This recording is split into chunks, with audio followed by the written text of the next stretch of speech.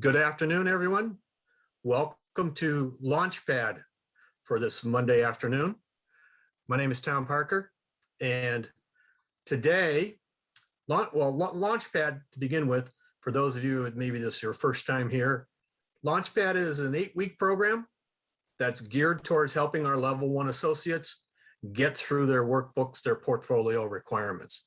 So it's 8 sessions. Each session corresponds to a requirement in the workbook.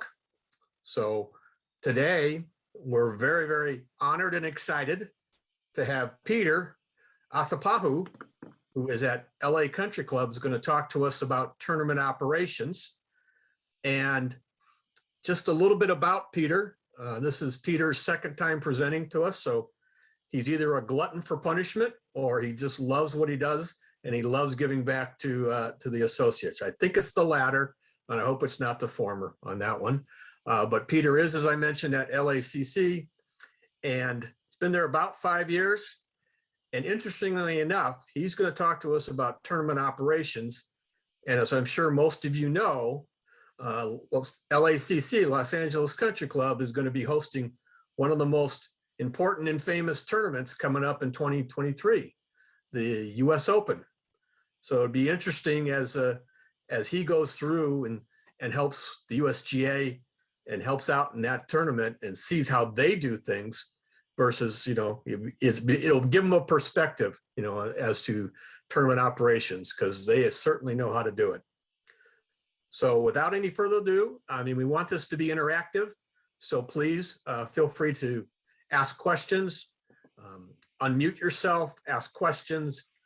Peter encourages that. We all encourage that. So we want this to be as much, as interactive as I can, and take it in the ways that, you want it to go as you get through this material. So without anything else, Peter, it's all yours. All right, Tom, thank you so much. Yeah, so this is my second time doing a LaunchPad. I am a glutton for punishment, and our course is playing so hard right now. So anytime we get out there, it's like slamming your head into a wall. That rough is growing out thick. But we've got a great tournament coming up, and our tournament season is just starting to come to a close. We are year-round since we're in Los Angeles, so we do something like 250 tournaments a year. A lot of those tournaments are smaller club within a club type tournaments where we're seeing something around like 20 to 32 players. But we do have a lot of larger tournaments, getting up to 192 players. So we just had one a couple weeks ago. We're going to have one that has 120 players coming up. That's an invitational. That's like this next weekend coming along. So our tournament operations roll year round, and it's kind of nonstop. And when you are working the tournament operation portion of it, you'll probably hear this a lot from me, is that your organization is probably the most important skill. So if you don't have the greatest organizational skills to begin with and time management skills, I definitely recommend getting a calendar that you write in all the time, or to really update your digital calendars. So on your iPhone, or if you use Outlook at work or whatever it is. So a little bit about me. I got into the PGA in 2021. I've done outside services where I've done hiring, mentoring, and just overall like doing all the outside services things, ordering stuff for the staff, things like that. I've also done the tournament role for about 2.5 years throughout COVID, and a lot of the tournaments afterwards, and a couple tournaments before that as well in 2019. And now I'm currently the junior golf program lead, working under our director of instruction. The tournaments were near and dear to me. The really big thing about the tournaments is, like, I'm hoping that all you guys are going out and playing tournaments, because that's really a good way to see what needs to be done, especially from that player side, right? And we're always concerned about the players and what they're seeing. So what they're seeing when they come to registration, all those moments of truths that you talk about in your customer relations and other PGA portfolio stuff. Those are really important during the tournament events as well, because that's when you're really getting a lot of players, especially if you're doing daily outings, member guests, times where people who aren't members at your course, or if you're at a public, these are all really big things to help the course perform better and just have a nice outlook and the way that everybody sees the course. So in the portfolio, there's 4 key takeaways that you're really looking at: plan and preparing, running the tournament, conditions of play, and your rules of golf, and then reviewing and evaluating the tournament. The easiest out of those 4, I'd say, is running the tournament. If you've done everything right, come day of, even multi-day, the next 2, 3 days, 4 days, however long your tournament is, that part should be fairly simple, if not, long days, but they should be fairly simple in terms of stress if you've done all the planning and preparation. So that's definitely why I say organization is the most important. Really important for you to have is a checklist. So the PGA provides a really good checklist in the paperwork that they give you for the level 1 tournament operations. And I have a couple of examples of what we use at our club. But the checklist is really important. There's a lot of other things that are going to be really key for your tournament.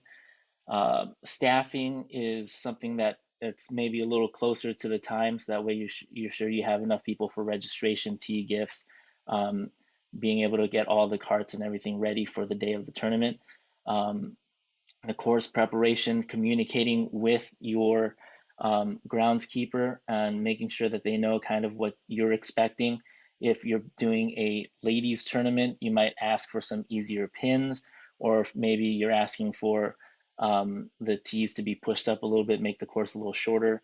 But the big things are your vendors. Your vendors, especially nowadays with the supply chain being the way that it is, making sure that you're getting to your vendors early for tee gifts. So that's going to be 2 to 3 months out, and especially if you have personalized tee gifts. So a special logo for that event, or people want their company logos on something like that. Making sure you get to your vendors early for tee prizes, trophies. The PGA has a really good program with Sterling Cut, and they do a lot of really good trophies.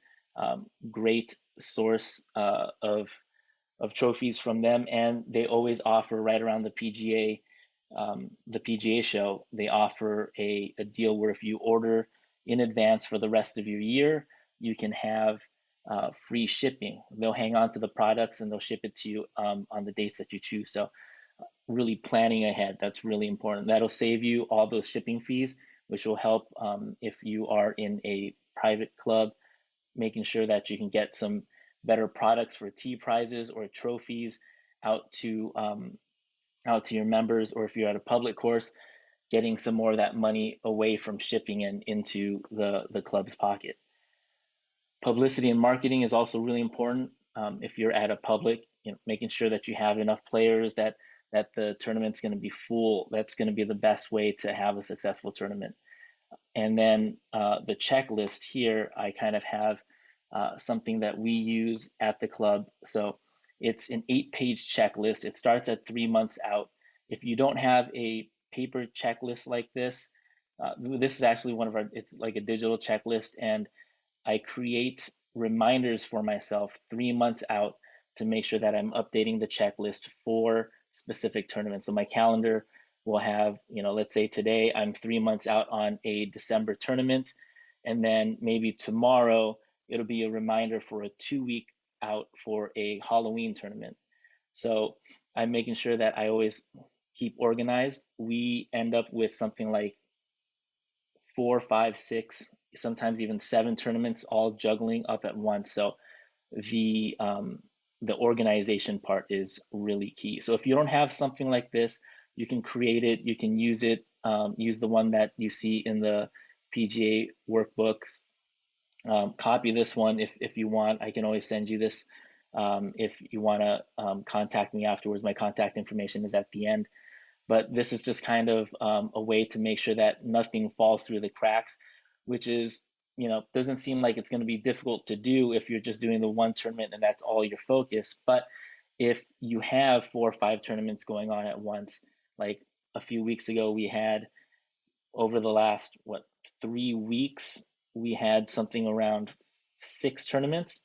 We had a big member guest, and then we had our senior club championship, our ladies club championship, our super senior club championship, a little hit and giggle, which is our twilight golf, a couples tournament, which was our special mixed foursome, and then we've got kind of like this half week off, and then we've got a big member guest coming up this weekend, which is 30 invited teams and 30 teams from our club. So a lot of stuff going on. If you kind of miss out on something, you can really fall behind the 8 ball, especially if it's something like T prizes where, or trophies where it's like, how are you going to get something that's engraved for your tournament in such a short amount of time? If you have some good relationships with your vendors, hopefully you catch it soon enough and they can get it to you. Otherwise, you're kind of stuck behind a hard place where you're telling these guys who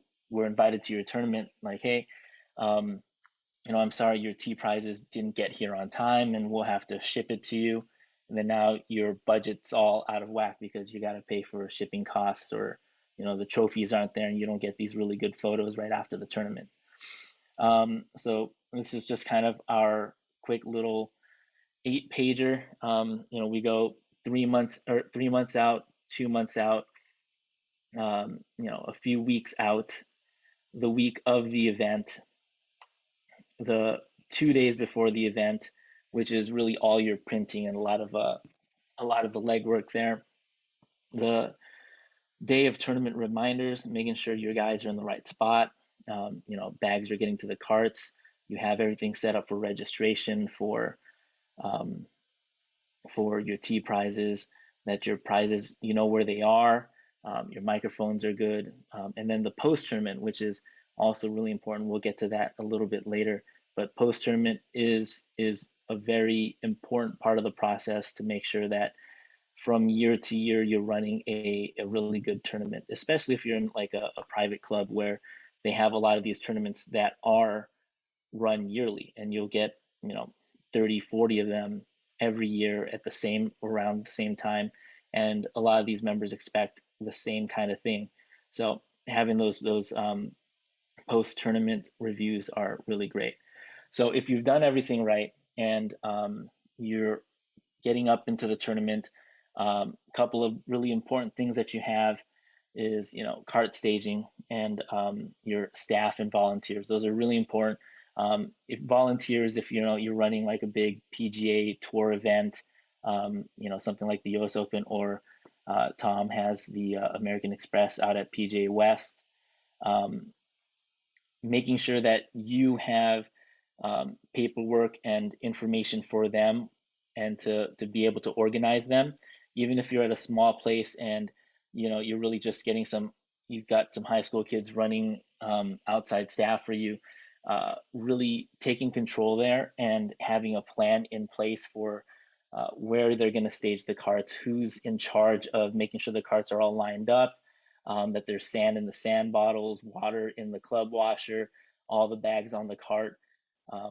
All those little tiny things are really important. And if you play in tournaments, you'll know how important those things are. Like if you've ever played an event and you drop your bag off at the bag drop, and you go into the clubhouse, you check in, you go to registration, whatever it is, get your T prize, you show up to the carts and you can't find your bag.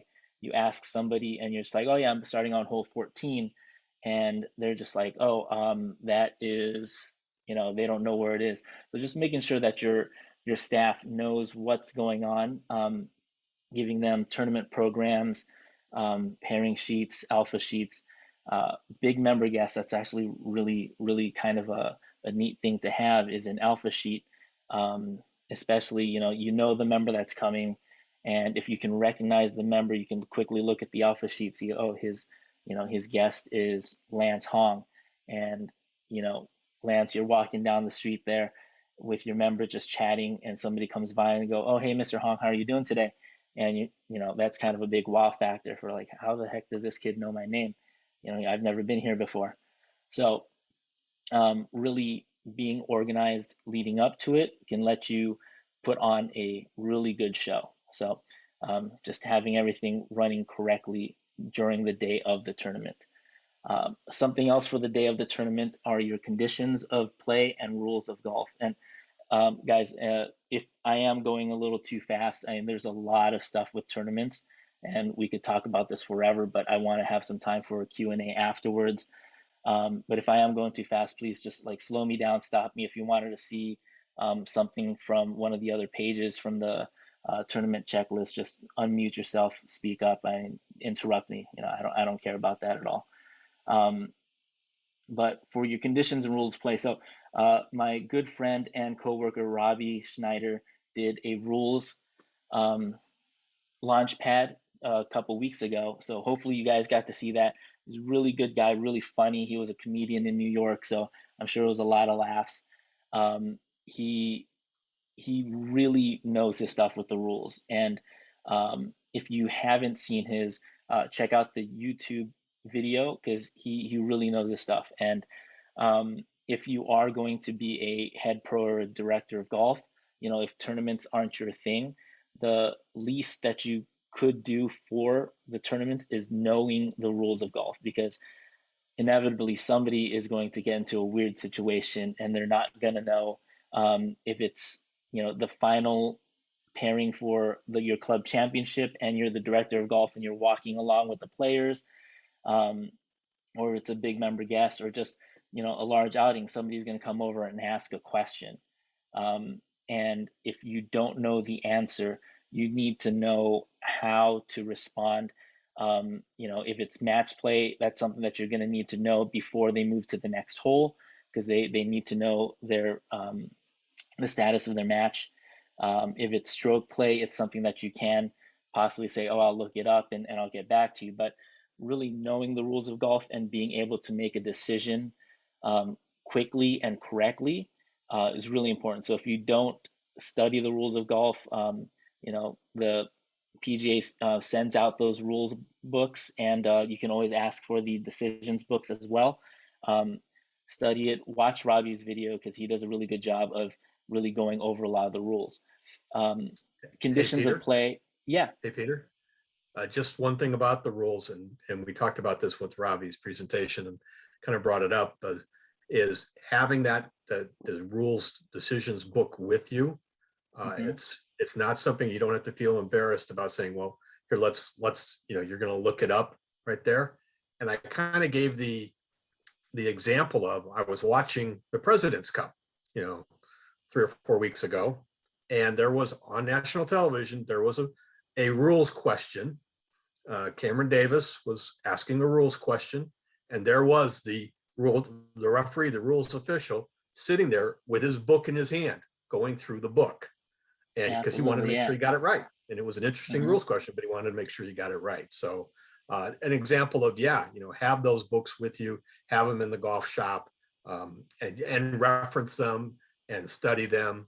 And if you're going to be a director of golf, head professional, what have you, you're going to be on the tournament committee, and you're going to be making these kinds of decisions. So yeah, absolutely. It's better to be slow and correct than fast and wrong. You get somebody's match wrong and it ruins their entire tournament. So definitely have those books with you. And even if you're not planning on going into the operations side and you want to be a coach, if you're going to be a college coach, you need to know those rules. If you're going to be, an instructor that coaches PGA Tour players, you might need to know some of those rules as well. So, those rules aren't just for people running tournaments. It'll really help you in all facets of your career. So yeah, so moving on to conditions of play. So typically with all tournaments, you're going to have a chairperson or a point of contact with, that you're going to have if it's like an outside outing or something like that. So making sure that you talk with that chairperson um, to have all your formats corroborated, so that way it's not just you making unilateral decisions. A lot of the times, they will have an idea of what it's supposed to be like. And even if that's not the way that you can run it, addressing it before it becomes a concern is important. If they show up and they're expecting to be able to, put 8 people on a hole and do 4 balls of alternate shot, but your club doesn't allow that, or something else that's weird, and they show up expecting 8 people on a hole, and you've got 4 people on a hole, and it's more spread out than it was, or if they're expecting split tees but you can't do that because of grounds or something like that. Like, those are things that you need to really be talking with the chairperson about beforehand. Some chair people like to have more of a hands-on, and like, decide where the pins are going to be located, um, you know, determine like, oh, these, we don't want these local rules in play, or we do want these local rules in play, for pace of play. Like, if they want to do um, the local rule that you can use, where if your ball goes out of bounds but you're not sure, but you can take 2-stroke penalty and drop it where you think it went out of bounds. If they want to enact those local rules, then it's definitely something that you're going to want to communicate to all the players. So having a lot of conversations with the chair people on the conditions of play, and then that way you can talk to your course superintendent about hole locations, if they're asking for something easier for the day, or if they want to move to um, like as far back tipped out because they want these guys to just have a really difficult time with the course and really show off more of the course and how hard it can be. Definitely something that you're going to want to communicate with your greenskeeper. Something that isn't on here as well is, and this is probably more in running the event, is really talking with your food and beverage as well. Part of the planning here, it is important for you to figure out what kind of food and beverage they're going to want. So that might go into external needs here in the planning portion. Um, and if they want to have a big banquet afterwards, or if it's just a small thing, or if they want a beverage cart following the final group of a match play, definitely, all part of the planning. So um, food and beverage and your clubhouse staff, important to keep them in the loop for anything. They do a really good job um, with getting everything organized, as long as you communicate to them what you want. So that's talking with those chair people that you might be working with. So finally, after your day or few days of tournament, reviewing and evaluating. So having your results, that's something that you're going to have at the end of the tournament. And if you have an award ceremony, might be something that you've got to have ready to go, like kind of a template before the tournament ends, so that way you can write it down. Let's say you're going to have a derby, you're going to want a template, so that way everybody who gets in the derby, you're writing it down, and getting all of that taken care of. But then those results are something that you're going to want to share to your members if you're at a private club, or to the media, to really showcase your course, and really boost your tournament profile. So if you're working as just a tournament role at a public place, maybe you get paid commission for these tournaments. That media is really important because it can get you more daily outings. It gets the name of the course out there. It gets your name out there. And so, especially if you're writing stuff, that's really neat to be able to be like, oh yeah, I did this tournament results. It got into the newspaper, and for your next job, or your head pro job, it shows people that you know what you're talking about, that the tournament was run well, and that you can write, which not always a given nowadays. Um, and then recapping with the client, we want to make sure that they got what they thought they were going to get and that everything went well. Recapping with the staff to make sure that they felt that they were properly supported in their roles and that they knew what they were doing.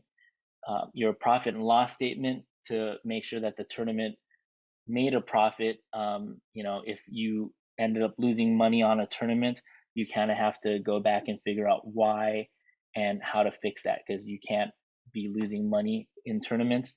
At a private course like ours, we aim to break even. So we go as hard as we can on the T prizes. Most of the money goes into food and beverage because everybody comes out and they're not trying to be sober through their entire round of golf. So a lot of the money goes into food and beverage, tea prizes, and our trophies.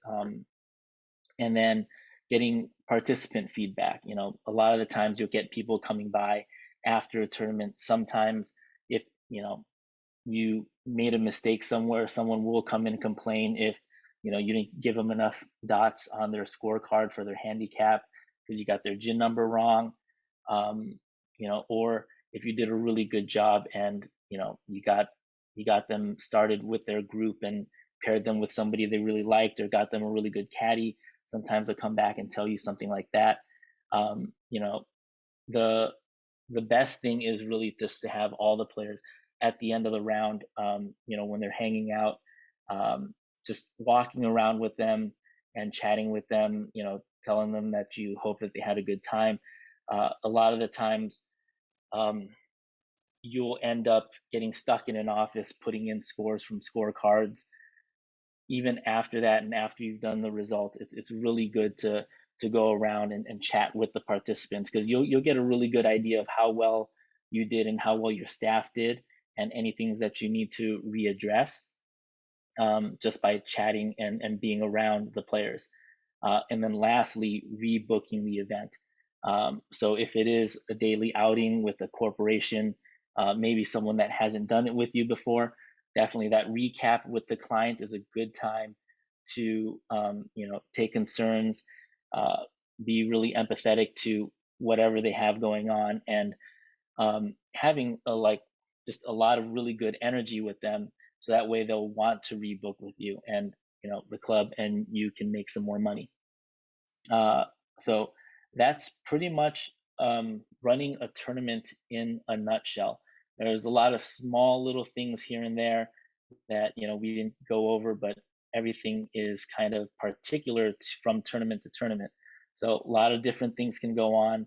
Um, the chair people can always ask for a lot of different things.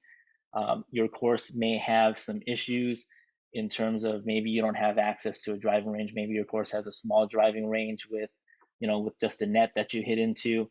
Whatever it is, um, it's always going to be very specific to your course. And the better that you understand your course and the clientele, the better you can provide something that they're going to want. And like I said, the best way to provide the best results is to have one of these tournament checklists. And preparation, preparation, preparation. You want to be ready for it, because the day of can get really hectic. And if you're not sure what's going on, the people below you that are working for you is going to have some trouble being where they're supposed to be. And so make sure you guys are organized and prepared. That's probably the most important thing in running tournaments. So here's my information here in my Instagram if you guys want to go check that out. My email address, and if you guys have any questions, if you guys are running a tournament and you're not sure exactly like what you're doing, it might be your first one, feel free to send me an email. I answer that email pretty regularly, so yeah, feel free to reach out. Tom, anybody that's on the chat, if you guys have any questions, feel free to unmute yourself and ask. Um, Peter, couple of things maybe. Tournament software. yeah. I'm sure you've probably used one or more variations of tournament software. Can you talk a little bit about what you've used, how you think it helps, maybe, or if it doesn't help, whatever, but things around that nature? Yeah, yeah, absolutely. Right before Derek Kang asked me to have this post-tournament sheet up before the end of the presentation. Derek, hopefully this is what you're looking for. I'll leave it up while we talk about tournament software. Yeah, so I've used Tournament Expert and Golf Genius. Very helpful. I mean, you never really want to do all of this by hand. That's a very arduous task, especially trying to gather gin numbers and handicap information, and then turning that into course handicaps. Like just doing that alone for 60 players would just eat my soul. Like I couldn't do that for more than a month and a half before I quit the industry. So you definitely want tournament software. Golf Genius is the tournament software now that I think has gotten a lot of push in the industry. I know the SCPGA has partnered with Golf Genius. I don't know about the other PGA departments, but yeah, Golf Genius does a really good job. They have a really good staff that'll help you out if you do run into issues with using their program. But it is a very simple, intuitive program. If you're trying to do a lot of really complicated things, you do have to learn more about your program. Regardless of which program you use, you really do need to know the ins and outs of your program. It helps you a ton, especially that night before when you're finalizing everything and printing everything out. Really knowing how to do that on your program is really big. Tom, do you guys use Golf Genius where you're at? Yeah, we've used actually both. Same one, the Tournament Expert, and then now it's become Golf Genius. So yeah, Yeah, absolutely agree with you, Peter. yeah. Derek, did you Any have a other? specific question about the post tournament stuff other than kind of what I've got up here? No, thank you. It's No okay. problem. All right. Yeah. So we have like like a specific thing here with the print photos. Our ladies, we always take photos of all the winners, and I mean all the winners. They pay like 80% of the field out on their tournaments, and we take pictures of everybody, and then we have to print them out and cut it and put it in an envelope and give it to their tournament chair within like a couple of days. So, this is very specific to us. That's not something that's just like a generic print out photos kind of a thing. But yeah, but if you guys do have a locker room where you can present some photos, that's always neat to have photos in the locker room. So that way people are interested in playing these tournaments. I don't know of any of our tournaments that don't get fully sold out. Our Halloween tournament, our ladies Halloween member guest, it's like the biggest member guest of the year. We do both courses, 160 players on the south course, 60 players on the north course, so 220 players, and it gets sold out within like 30 minutes. So you don't want to work the day where the tournament goes live and people can start registering, because not all the ladies know how to register online, and that phone is just nonstop. Can you register me and my group, and so it's like you don't want to work that morning. Anybody else have questions? Anybody looking forward to any tournaments that you're playing coming up? I'm going to the TP Classic out at PGA West. So because I'm on TaylorMade staff. Anybody playing in anything coming up? It's like I think what's coming up next, Tom. I think there's a Pro Lady Pro Lady, coming up. yeah, Yeah. November 7th, yeah. Glen, not Glendale, but Glenmora or something? Glendora. Yeah. Glendora, yeah. Yeah, Glendora. My wife's from Glendora. She lives like 2 blocks from that country club. Yeah, so it's interesting. So Nobody you're goes gonna out take there. one of those ladies that can't register for a tournament with you, huh? Maybe we Yeah, got a couple of guys that I think are taking a couple of our lady members out there. So that's awesome. yeah, That's should be awesome. fun. Uh, Peter, did you, I mean, in your interaction, and maybe you haven't had a lot of interaction with the USGA as it begins to, prepare for the Open next year. I was just curious if, some of the things that they're doing surprised you from a tournament operations or a tournament, this would be planning, I guess. I know their Yeah. scale is so much bigger than any of us have been involved with, but just in terms of, their nuts and bolts and their planning, I'm wondering if you've come across something you said, oh my gosh, I never thought about that. They have to do it this way or whatever. Maybe not, I don't know. No, yeah, so they've been on property or floating around our property for about 4 years now, 4 or 5 years. So they've been preparing for it. The big things for them is a lot of the city planning, right? So we, we're in the middle of LA, right? So it's not the easiest place to get to if you're trying to, bus in 30,000 players or people, over the course of a weekend. Um, so a lot of their city planning stuff, um, you know, I didn't really think about it. I went to the US Open at Pebble Beach in 2019 to kind of check the place out. And, you park off site, they bus you in. And for us, it's going to be the same. And when I was there, I didn't really think about like the logistics that went into it. And now that like you kind of see what they're doing to get that to work, um, you know, it's definitely a lot. And then their course planning, they've been out here for that 4 or 5 years, and the the amount of thought that they've put into how they want to set up the course.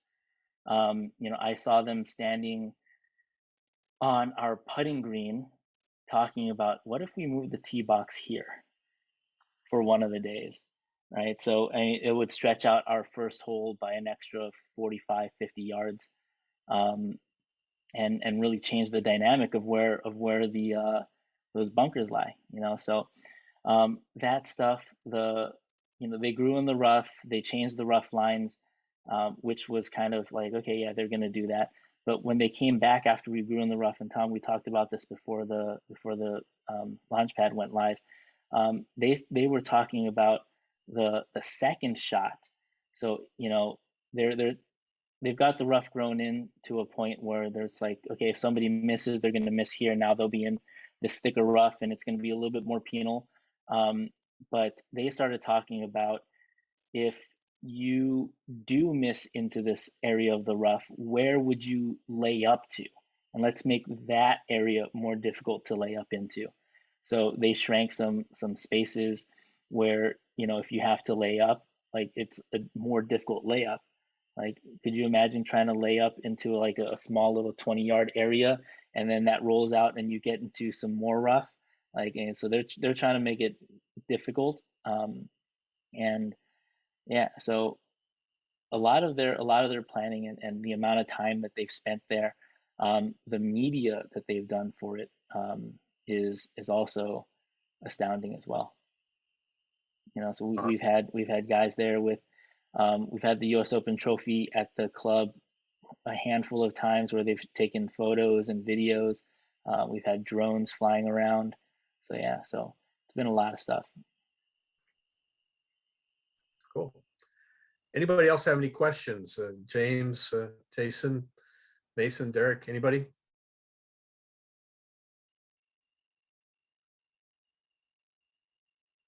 Quiet bunch. Yeah. Yep. Yeah. Yep. They're getting ready for Monday Night Football, I think. But Oh yeah, that's happening soon. well, okay. I mean, then the final slide in Peter's deck is the final step in the process. If we go to that next one, there we go. So LaunchPad, as I mentioned, is something for is geared to level one associates and helping them get through their portfolio.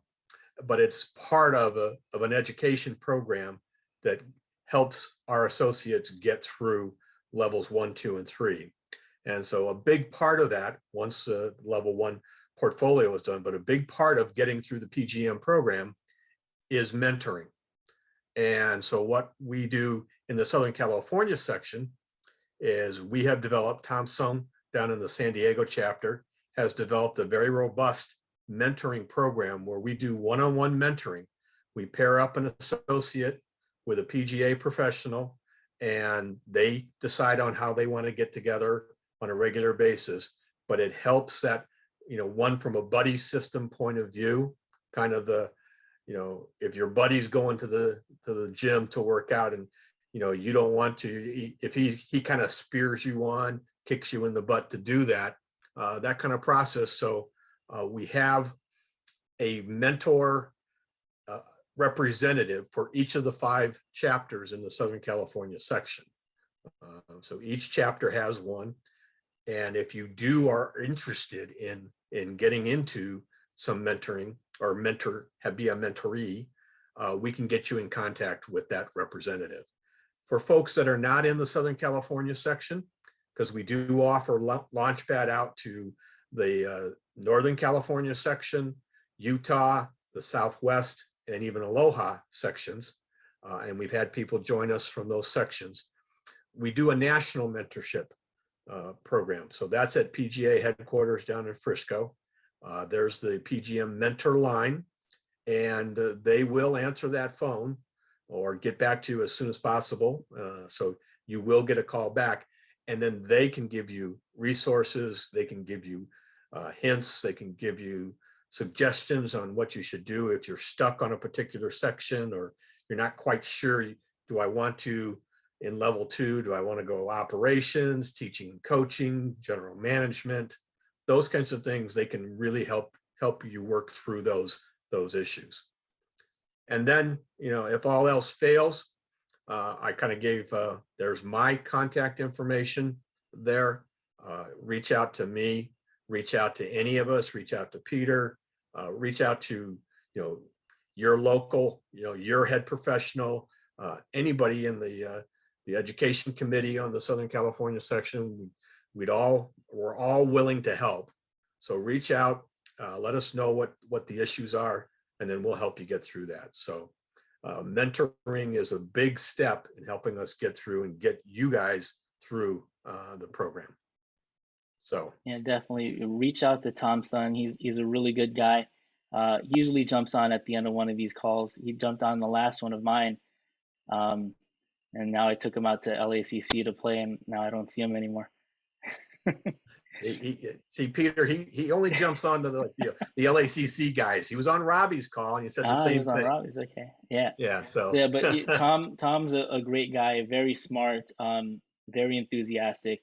He finished his entire PGA portfolio, level 1s, 2, and 3, before I even finished my level 2. And he sped through all of that. So if you guys need any help with your levels, and level 1's usually the hardest, Tom is a great resource. yeah, I think he did it in 18 months. Yeah, it was quick. Something like that. I might be a little off on that, but it was something close to that. So, so anyway, if there's no other questions, I want to thank Peter for spending some time with us, sharing his expertise with us, telling us about tournament operations, about the US Open going forward. So really want to have a big shout out and thank you to Peter for doing that. And if you guys do have any questions after this, reach out to any of us. If somebody in your shop says, "Oh, I couldn't make it last night," what did they talk about? We record these sessions, and we put them out on YouTube. And so we will be sending a link out to all the associates, plus the ones that are on the call, but as well as everybody else, with a link to that YouTube video. So you can always go back and reference it. If you want to see those checklists that Peter put up there, you could always go back to the video and take a look at those and view it at your leisure. And they're great checklists. So in any case, if there's nothing else, thank you so very much for attending. We look forward to seeing you next week. I believe next week we have Arvo Vope talking to us about the really exciting topic of cart fleet management. So, and he does a good job of making it exciting. So we'll look forward to seeing you next week. Thanks again, Peter. Have a good Thank you, rest of Tom. your afternoon.